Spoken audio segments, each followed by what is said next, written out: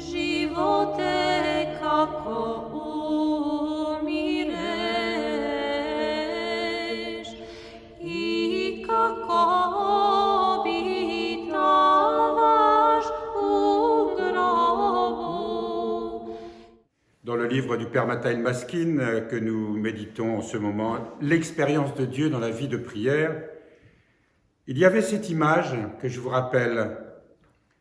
Si nous attachons un oiseau à un fil, il ne pourra pas voler, et en essayant de voler attaché à ce fil, il se brisera certainement les ailes et se meurtrira le corps, de telle sorte que si nous le détachons ensuite, il ne pourra tout de même pas voler. Combien d'âmes pourraient voler vers Dieu si elles n'étaient pas attachées aux choses du monde? C'est en vain que l'homme essaye de s'élever vers Dieu, tant qu'il est attaché par les liens du monde. Et même s'il arrivait à se libérer de ces liens, hormis un seul, aussi simple et futile soit-il, il ne pourrait vivre pour Dieu, et alors le danger serait encore plus grand à cause de ce dernier lien, car il essaierait de s'élancer, alourdi par cette chose qui lui demeure accrochée. Mais après qu'il se soit élevé et imaginé être en route vers Dieu, cette chose l'attirerait à nouveau, le précipitant du haut de ses sommets spirituels et blessant gravement son âme. Puis, par la répétition de cette tentative, il perdrait peu à peu l'ardeur de l'enthousiasme et de ses élans spirituels. Pour la plupart d'entre nous, nous avons conscience que nous avons du mal à entendre ces paroles. Mais nous devons aborder cette lecture en considérant qu'elles ont été écrites par un maître spirituel. Saint Hugues du Hall disait la même chose. Il n'avait pas pris l'image de l'oiseau. Comme nous sommes au bord de la mer, en Bretagne, il avait pris l'image de la barque qui était reliée au port par un bout, comme on dit en termes marins. Mais imaginons que nous coupons ce lien, mais s'il en reste une seule fibre, eh bien la barque ne pourrait pas quitter le port. En imaginant qu'évidemment que ce fil qui reste soit très solide. Lorsque nos pères nous parlent du baptême, lorsqu'ils parlent des premiers chrétiens ou des grandes réformes où il y avait un ressaisissement en ce qui concerne l'initiation à la vie chrétienne. Les premiers chrétiens qui se préparaient au baptême, c'était un minimum de 3 ans. Et c'était une véritable initiation. On était initié au mystère, comme en empruntant les termes que l'on utilisait dans les anciens mystères, comme ceux d'Égypte ou ceux de Grèce. C'est pour ça que dans la liturgie, la première partie était, qu'on appelle la liturgie aujourd'hui de la parole, qui était celle de l'enseignement. Tout le monde pouvait y assister, du moins les catéchumènes, pas tout le monde, mais ceux qui aspiraient à la vie chrétienne. Les catéchumènes, et c'est encore un reste qui demeure dans la liturgie de Saint Jean Chrysostome, mais il y avait ces paroles, les portes, fermez les portes. C'est-à-dire qu'on demandait aux catéchumènes de sortir parce qu'allait commencer la liturgie réservée à ceux qui étaient baptisés, et ce n'était pas du tout quelque chose de réservé à des élus, c'est parce qu'ils avaient conscience des mystères qu'ils allaient célébrer. Ils étaient initiés en quelque sorte à ces mystères qu'ils allaient célébrer. Mais aujourd'hui, cette initiation s'est affadie. Elle s'est beaucoup relativisée. Et lorsque nous entendons des paroles comme celles que nous entendons ce matin, nous nous demandons de quoi il s'agit vraiment. Lorsque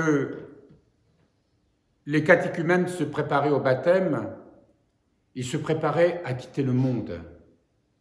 Aujourd'hui, quand on utilise ces paroles, il s'agit simplement des moines et des moniales, peut-être des prêtres.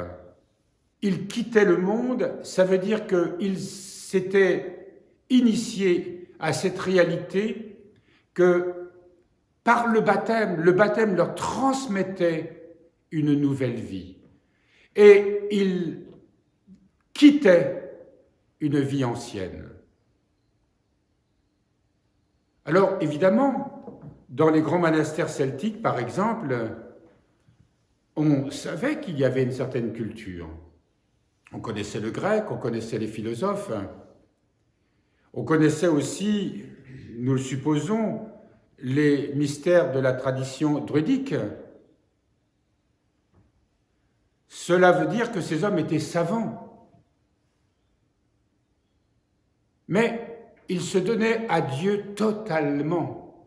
Ils n'apprenaient pas ces connaissances pour développer des facultés, comme on dit aujourd'hui. Ils étaient des hommes et des femmes totalement donnés à Dieu. Et la science qu'ils apprenaient, c'était pour justement apporter le Christ au monde, parler à des hommes qui avaient ces sciences. Il y a quelque chose d'absolu que ne cesse de nous rappeler nos maîtres. Dans le Christ, on meurt à tout. On quitte tout de l'ancienne vie.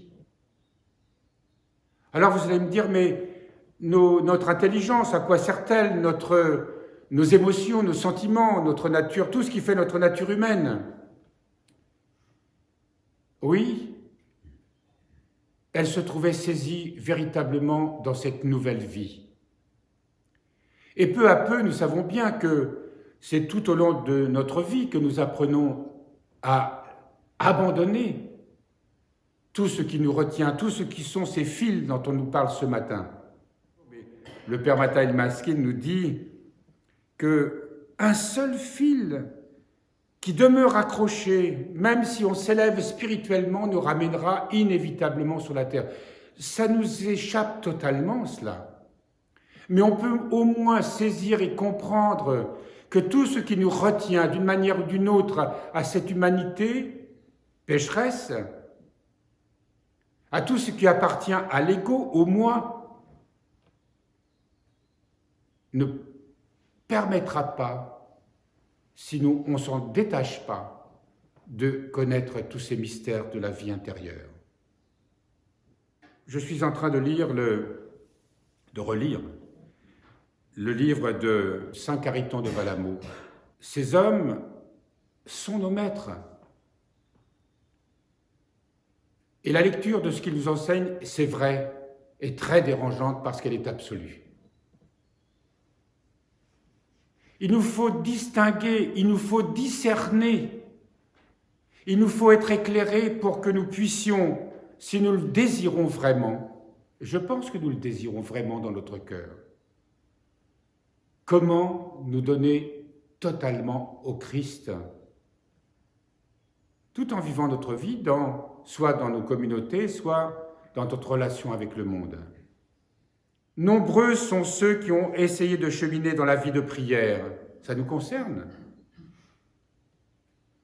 mais qui se sont arrêtés soudain, envahis par l'inertie et ont repoussé chemin. Ça ne veut pas dire que ces gens, ceux qu'ils citent là, ont totalement abandonné la foi, mais se sont consacrés à d'autres aspects qu'ils jugeaient plus nécessaires, plus importants. Parce que cette inertie, cette sorte de léthargie spirituelle peut nous habiter sans même que nous nous en rendions compte. La raison de cette triste régression a toujours été un de ces liens secrets, ne serait-ce qu'une faute, une accoutumance, une habitude parmi d'autres, ou bien la convoitise d'un des plaisirs de ce monde. Mais quand il parle de convoitise, c'est une multitude de choses, y compris les choses les plus élevées intellectuellement, voire spirituellement. Quand je dis spirituellement, évidemment, je le mets entre guillemets. Une quête secrète de la notoriété, des honneurs, de la fausse gloire, un amour charnel pour quelqu'un ou un attachement matériel pour quelque chose des biens de ce monde. Un seul de ces liens suffit à perturber l'âme et à entraver sa marche, la laissant incapable d'un élan permanent dans l'espace de la prière et de la vie de contemplation. C'est pour cela que nos pères ne cessent de nous rappeler, que ce soit les écrits anciens comme ceux d'Isaac le Syrien ou de saint Éphrem le Syrien, ou encore des écrits comme l'Échelle sainte, ou des pères contemporains. Tous, sans exception, nous tiennent le même langage. Alors c'est vrai que selon les époques, on parle différemment selon la psychologie des gens de l'époque, de leur culture. Aujourd'hui, on est obligé de tenir un langage un peu différent, mais il doit être aussi absolu si on veut vraiment connaître ce qu'est une véritable vie en Christ. Souvent, on peut constater que les gens simples, qui ne sont pas encombrés comme nous, de toute une culture, de toute une expérience, ont une foi beaucoup plus pure et beaucoup plus directe. Si nous voulons vraiment connaître cette expérience de ce qu'on appelle la prière du cœur notamment, qui est cette contemplation, qui est ce degré ultime de la vie spirituelle, de la vie en Christ, il faut que nous soyons attentifs à ce que nos pères nous disent comme ils nous le disent ce matin. Vouloir relativiser ces paroles, c'est du haut de notre orgueil leur dire « oui, mais c'est pour eux ça, mais c'est pas pour moi ». On peut s'intéresser à tout. Mais veillons à ce que nous expérimentons, ce que nous voulons vivre, ne soit pas mystérieusement un de ces liens dont il est fait mention ce matin, aussi subtil, aussi élevé soit-il, et nous empêche de nous élever. Et comme ce conseil qui nous est donné ici, mystérieusement, mais implacablement, nous arrache à ces aspirations profondes qui ont été mises en nous par l'Esprit Saint.